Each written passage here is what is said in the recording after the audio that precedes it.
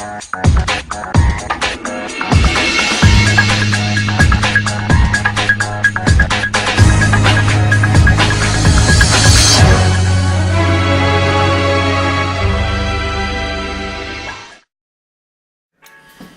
I'm Dave. I play Altergeist and show off my different ratio as opposed to everyone else in the meta.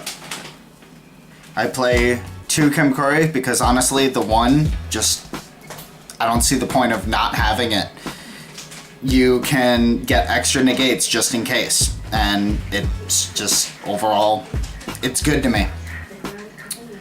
Obviously the 3 Mullaseeks, it's great out to many different types of boards. It's also an easy link into Karibo and continue plays from there. 3 Siliquist, again, obvious reasons.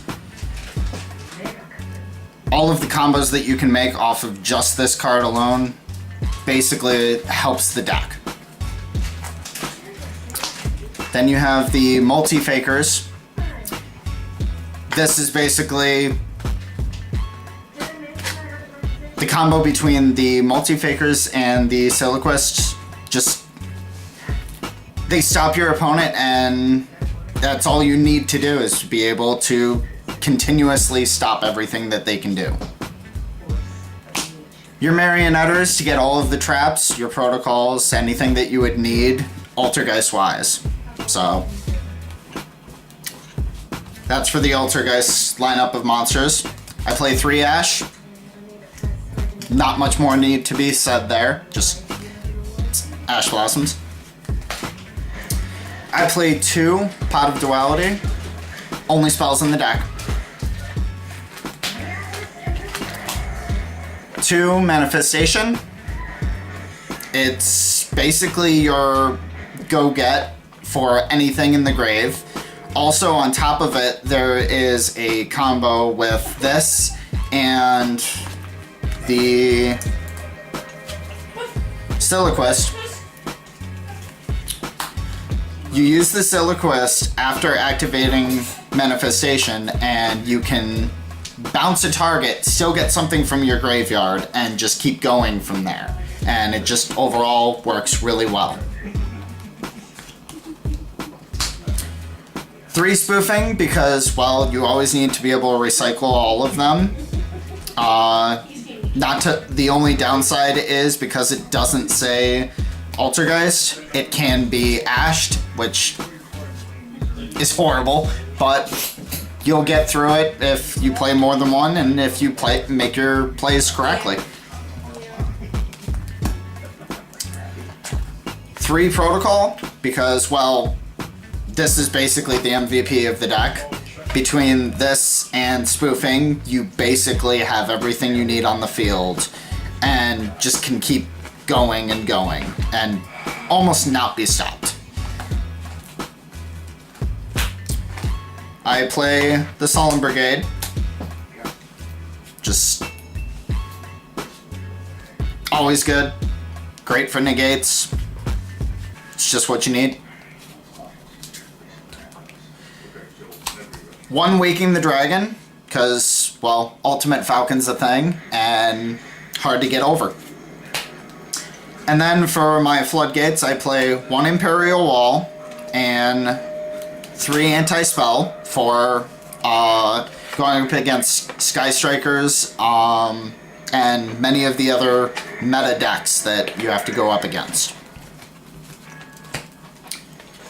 2 Rivalry of Warlords, because I don't need to run it at 3. 2 is actually a good ratio. If I find an opponent that I need to run a 3rd, I can always, side it in, which I'll get there. 3 Mind Crush, because taking cards out of your opponent's hand is game-changing, and it just works. And now on to the side deck. I play 2 Called by the Grave.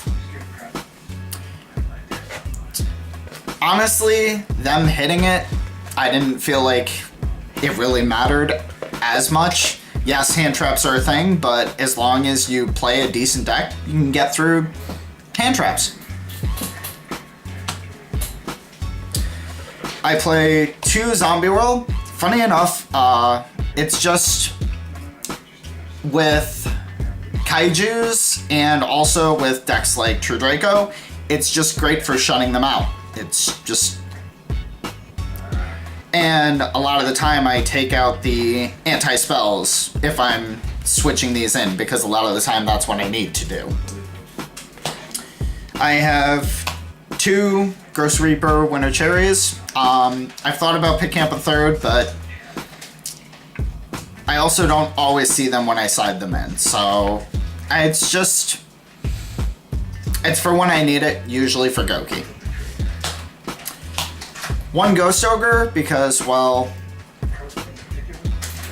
it's overall okay, and I only have been able to get 1. 2 Sphere Mode, because big boards are a pain, and Goki is still a thing, despite the ban list. 1 Fairy Wind. Funny enough, this is for the mirror match, because if you're going second, which Altergeist hate to go second, your opponent's going to have all of their traps already on the field. You can still have yours set, and it completely changes their plays, and they don't even see it coming. The extra rivalry, like I had mentioned, if I need it, I'll throw it in. 2 Waking the Dragons, because, well, again, Ultimate Falcon's a thing, and having 3, when you're going into your second part of the match, a lot of the time people are gonna put in their Twin Twisters and everything else, and it's just a good card to have set down and they don't expect it.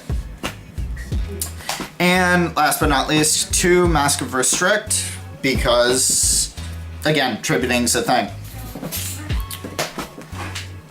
Now onto the extra deck.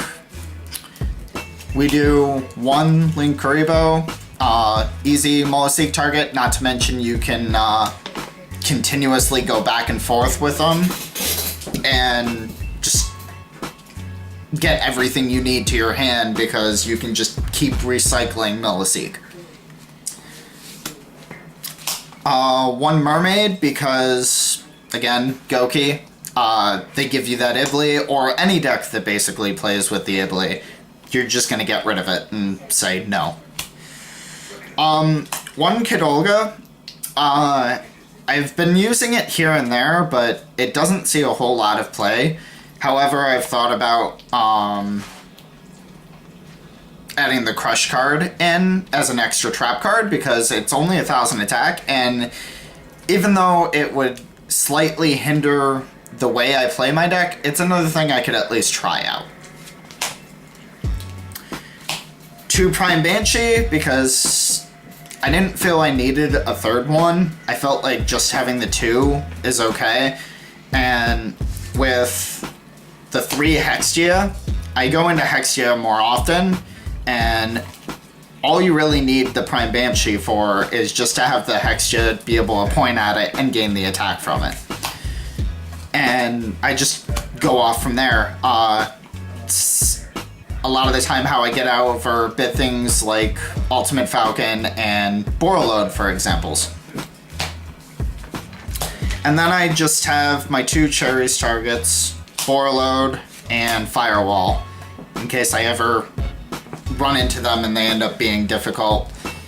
And last but not least is the Ultimate Falcon. Well, that is the deck profile.